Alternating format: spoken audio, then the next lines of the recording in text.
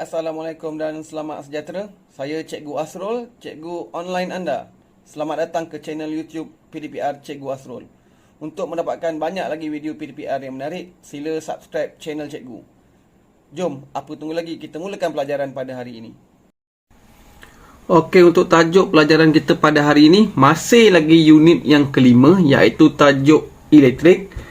Di mana pada hari ini cikgu akan gabungkan dua tajuk, iaitu kecuaian menggunakan peralatan elektrik dan yang kedua ialah mengendalikan peralatan elektrik dengan selamat. Jadi kamu boleh rujuk dalam buku teks muka surat 135 hingga 138. Okey, untuk objektif pelajaran pada hari ini ada satu saja, iaitu 5.3.3 di mana murid dapat memerihalkan langkah keselamatan ketika mengendalikan peralatan elektrik dengan selamat. Okey, seterusnya kita pergi pada subtopik yang pertama, iaitu kecuaian menggunakan peralatan elektrik.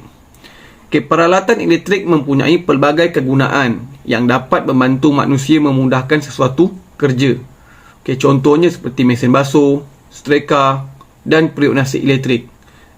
Namun kecuaian kita sewaktu mengendalikan peralatan elektrik akan mengundang bahaya, dan ini juga boleh menyebabkan berlakunya kemalangan yang boleh mengundang maut. Okey, jadi sama-sama kita lihat apakah kecuaian-kecuaian yang selalu kita lakukan sewaktu mengendalikan peralatan elektrik. Okey, yang pertama ialah menyentuh suis atau peralatan elektrik dengan tangan yang basah atau lembab. Contohnya apabila kita keluar daripada tandas dengan keadaan tangan kita basah, kita menyentuh suis. Jadi ini boleh menyebabkan kita terkena renjatan elektrik. Ini boleh menyebabkan berlakunya satu kecederaan yang serius. Yang kedua, apabila kita memasukkan objek yang bersifat konduktor elektrik ke dalam soket. Okey, apa itu objek yang bersifat konduktor elektrik? Okey, objek yang bersifat konduktor elektrik ini bermaksud objek yang boleh mengalirkan arus elektrik. Biasanya objek yang diperbuat daripada logam. Contohnya dekat sini ialah gunting besi. Di mana dalam gambar ni menunjukkan bahawa ada seseorang tu dia cuba memasukkan plug dua mata ke dalam soket, dan dia menggunakan gunting besi untuk cuba memasukkan plug tadi. Dan ini amat berbahaya, dan perkara ini boleh menyebabkan berlakunya renjatan elektrik, dan risiko untuk kita mendapat kemalangan yang serius sangat tinggi. Jadi kita perlu berhati-hatilah. Okey, seterusnya kecuaian yang ketiga, apa dia? Okey, menggunakan peralatan elektrik dengan wayar yang telah rosak. Okey, kalau kita lihat gambar ni, di mana salah satu contoh peralatan elektrik, wayarnya telah mengalami sedikit kerosakan. Dekat sini ada wayar yang telah terkoyak. Jadi di sini berbahaya, yang ini boleh menyebabkan berlakunya litar pintas.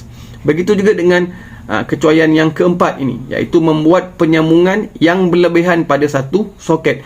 Okey, perkara ini saya nak tekankan, ini kerap berlaku pada kita semua. Okey, selalunya kalau kat rumah tu kita dengan satu soket tu kita kongsi dengan macam-macam plug. Kat situ lah television, kat situ lah kita nak cas kita punya handphone dan sebagainya. Jadi itu ialah satu perkara yang tak bagus, yang ianya boleh menyebabkan berlakunya litar pintas. Kalau boleh selepas ini elakkan kita berkongsi dalam satu soket yang sama. Okey, seterusnya kecuaian yang kelima. Okey, tidak menggunakan peralatan elektrik dengan betul. Contoh di sini, gambar itu sebelah kiri ini menunjukkan bahawa penggunaan streka. Ada seseorang tu dia tengah menggosok baju menggunakan streka elektrik, kemudian dibiarkan dalam satu jangka masa yang lama. Dan kita tahu streka ini mengeluarkan haba atau suhu yang tinggi, dan ini boleh menyebabkan berlakunya kebakaran. Dan lebih serius lagi, mungkin rumah kita boleh terbakar. Okey, seterusnya yang keenam dan yang terakhir bagi kecuaian menggunakan peralatan elektrik ini ialah kita membiarkan peralatan elektrik yang dicas dengan terlalu lama. Okey, sekarang ni musim PDPR, setiap daripada murid mempunyai telefon bimbit sendiri, mempunyai tablet sendiri. Jadi Kadang-kadang kita sebelum tidur kita cas telefon kita dalam satu jangka masa yang lama. Ini sebenarnya satu tindakan yang tidak bijak sebenarnya, dan ini boleh menyebabkan berlakunya kebakaran. Dan kalau kita lihat dekat media-media sosial, dekat surat khabar sebagainya, kerap berlaku telefon terbakar. Ini berlaku sebab kita cas handphone kita ni dalam satu jangka masa yang lama. Sepatutnya kita cas dalam tempoh masa yang dihadkan lah. Kalau contoh 3 jam, 4 jam dan sebagainya, bukannya kita sepanjang hari kita cas, ataupun dalam tempoh setengah hari nak tidur tu kita cas. Itu sangat berbahaya. Okey, di sini saya nak bawa awak kepada satu situasi. Okey, situasinya ialah Siti menutup mentol lampu biliknya dengan menggunakan tuala untuk mendapatkan cahaya yang lebih malap. Okey, berdasarkan perbuatan Siti, apakah kesan yang mungkin akan berlaku? Okey, awak rasa apakah akan berlaku pada Siti tu? Okey, betul kemungkinan akan berlakunya kebakaran. Mengapa boleh berlakunya kebakaran?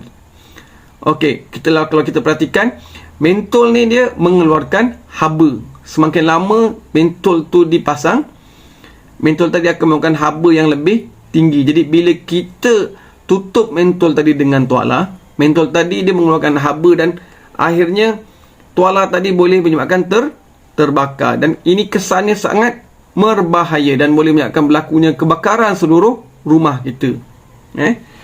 Okey, seterusnya kita pergi kepada subtopik yang kedua, iaitu mengendalikan peralatan elektrik dengan selamat. Okey, sama-sama kita baca petikan di bawah ni. Okey, apabila kita terkena arus elektrik secara berlebihan, kita akan mengalami kecederaan dan boleh membawa maut. Oleh itu, kita perlulah mengamalkan langkah-langkah keselamatan ketika mengendalikan peralatan elektrik. Okey, bagaimanakah kita boleh menggunakan peralatan elektrik dengan selamat? Okey, jadi sama-sama kita lihat. Okey, yang pertama, bagaimana kita nak mengendalikan peralatan elektrik dengan selamat? Yang pertama ialah peralatan elektrik yang rosak hendaklah dibaiki oleh pihak yang bertauliah. Ini sangat penting. Kat rumah kadang-kadang kipas angin kita rosak, kita cuba baiki sendiri kan. Kadang-kadang lampu kita rosak, kita cuba baiki sendiri. Sedangkan kita tak bertauliah, kita tak belajar pun dalam bidang tu. Sepatutnya kita panggil orang yang bertauliah. Okey, lihat pada gambar ni. Sebelah kiri ni orang yang tidak bertauliah, sebelah kanan ni ialah seorang juruteknik elektrik. Jadi kita kena panggil lah, kita kena upah orang yang bertauliah untuk perbaiki alat elektrik kita yang telah rosak. Okey, seterusnya yang kedua. Okey, pastikan tangan kita kering semasa menyentuh suis. Okey, kalau kita nak hidupkan lampu ke, kita nak cas telefon ke, atau kita nak hidupkan peralatan elektrik, pastikan yang pertama tangan kita kering, dalam keadaan kering. Kalau kita lepas keluar tandas tu, kita pastikan tangan kita kering, kita lap bersih-bersih, baru kita onkan suis elektrik dan sebagainya. Ini penting. Okey, seterusnya yang ketiga. Sambungkan hanya satu plug pada satu soket sahaja. Okey, lihat sebelah kiri, gambar sebelah kiri. Satu plug dikongsi, satu soket dikongsi dengan berbagai plug. Mana sebelah kanan ni, yang ini cara yang betul. Satu soket hanya untuk satu plug sahaja. Kenapa yang sebelah kiri ni berbahaya? Sebab dia berkongsi. Kapasiti tenaga elektrik yang masuk dekat sebelah kiri ni lah sangat berlebihan berbanding sebelah kanan ni. Jadi ini boleh mendatangkan berlakunya litar pintas dan akhirnya boleh menyebabkan berlakunya kebakaran. Okey, seterusnya, suis pada soket perlu dimatikan sebelum mencabut plug daripada soket. Okey, andai kata selesai kita menggunakan satu-satu alat elektrik, contoh pemanas air atau cerik elektrik ni, bila air dah masak, kita nak angkat air tu, nak tuang air, pastikan kita offkan dulu dan kita cabut plug daripada soket, baru kita boleh tuang air tadi. Jangan macam gambar ni, nampak dia tak offkan lagi soket tadi, dia main cabut saja dia punya plug. Ini berbahaya sebab arus elektrik masih lagi mengalir. Ini boleh menyebabkan kita terkena renjatan elektrik.